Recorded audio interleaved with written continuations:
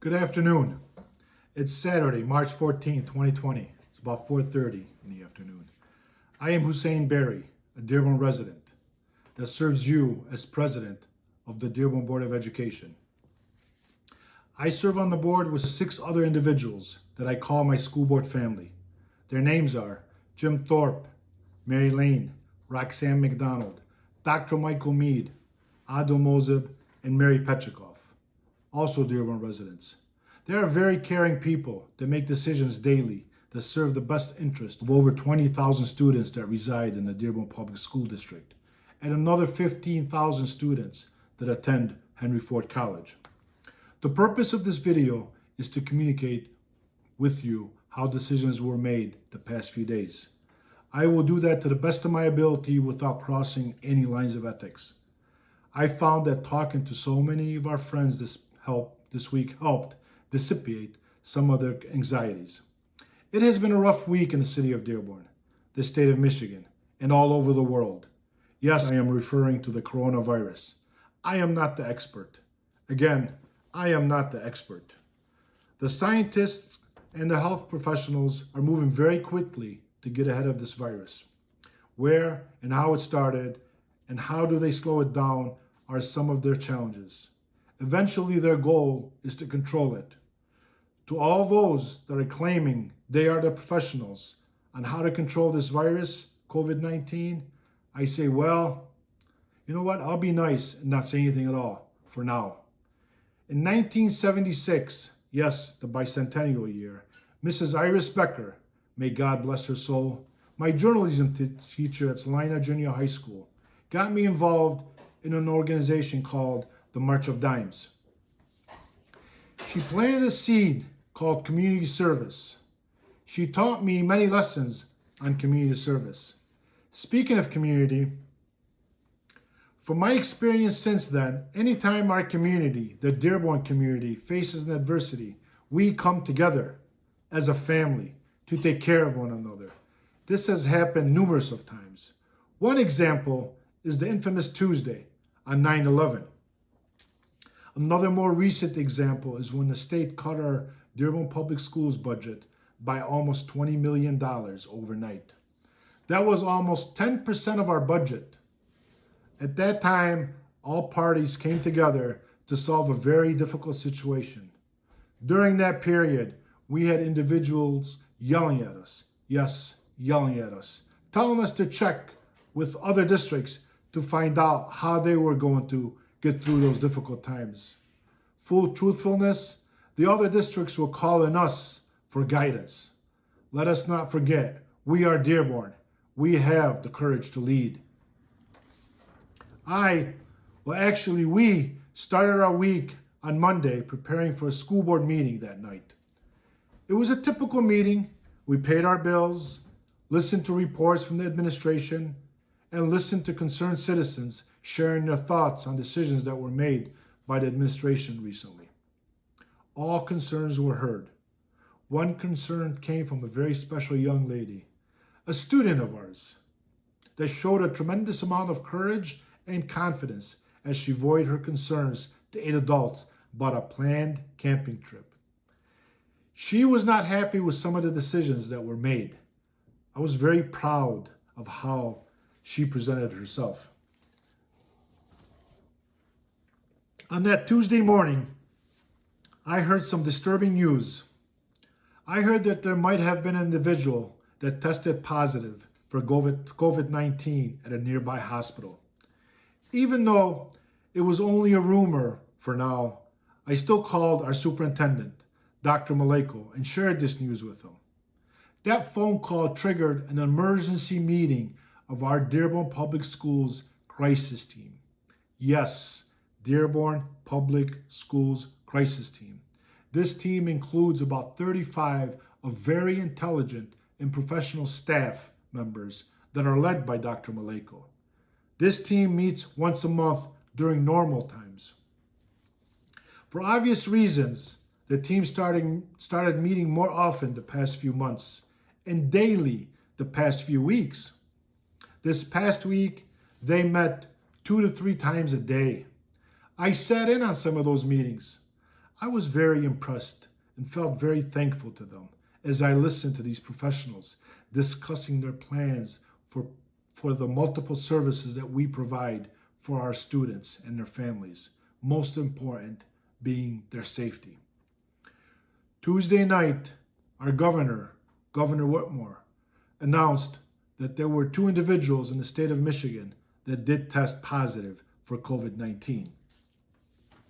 Very early the next morning on Wednesday, we found out that a family member of one of our staff had tested positive for COVID-19.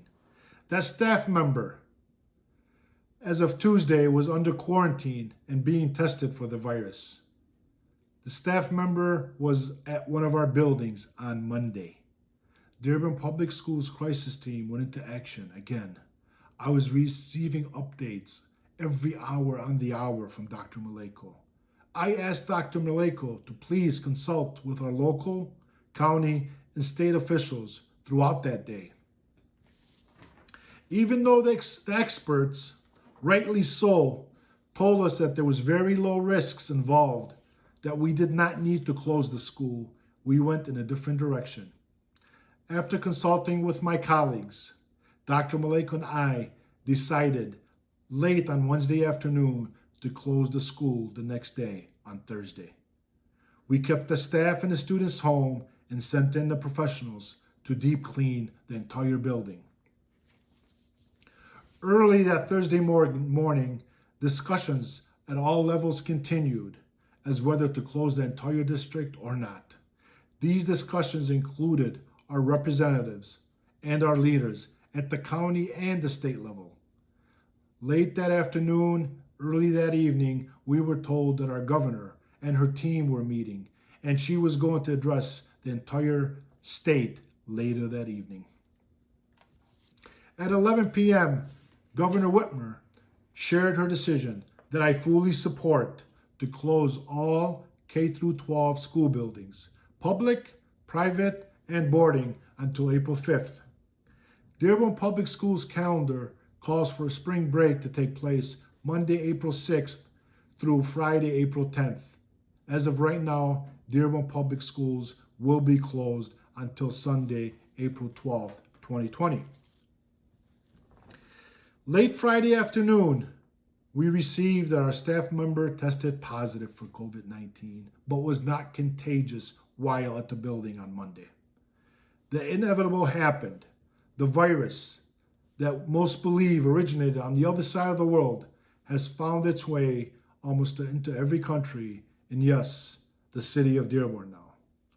Please refer to the district's website for more information and where to go to have any of your questions answered. Again, this is Dearborn. We lead. I am aware what other districts are doing or planning on doing. Again, they are reaching out to us for advice and guidance. I understand that in difficult and trying times, it's very hard to ask people to trust you. But I will ask, please trust the people that have always made decisions with your best interest at the forefront. None of us take our responsibilities lightly. Even though it has been an overwhelming week, I have tried and will continue to communicate with you as much as I can. We are friends and we are family. I will not keep anything from you.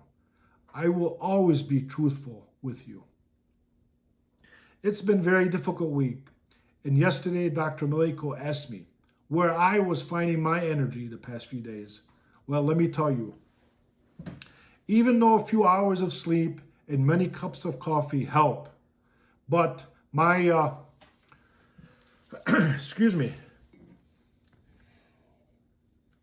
my fuel was coming from my family and my long and tested friendships. Friendships that go back to Salina Junior High School. Boy, guys, we are getting old. Some of that fuel came by simple texts like, hey, buddy, are you okay? And the high octane one that, quote unquote, I love you, I trust you, anything I can do to help, just call. That's very powerful stuff. Of course, we had to also endure a lot of static.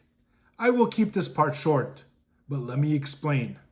There are those keyboard warriors that as they are drinking their coffee, smoking their arguile, or even smoking their pipes, attack and question every decision made in the best interest of their children. Do you want to know what I think of when I see these posts? They remind me of the old way we used to get our news update. Through a small tube, yes, a television.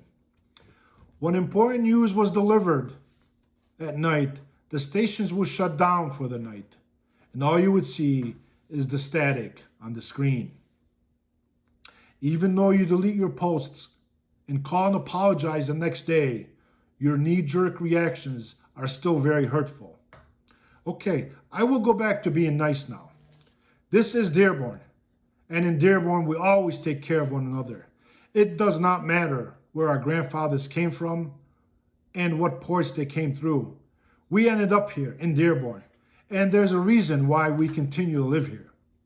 There's also a reason why we always and proudly claim that we are lifetime residents of Dearborn. Let us not forget those reasons during these trying times. Moving forward, trust the professionals that they do have a plan. The plan will continue to be put in action. Dr. Maleko and his team will continue to meet daily, or more often if necessary, to meet the needs of our students and their families. Yes, our children will continue to receive an education. And yes, breakfasts and lunches will be available very soon to all. Enjoy this time with your families. Follow the directions that the professionals are providing for us. Most important, be safe. To be continued.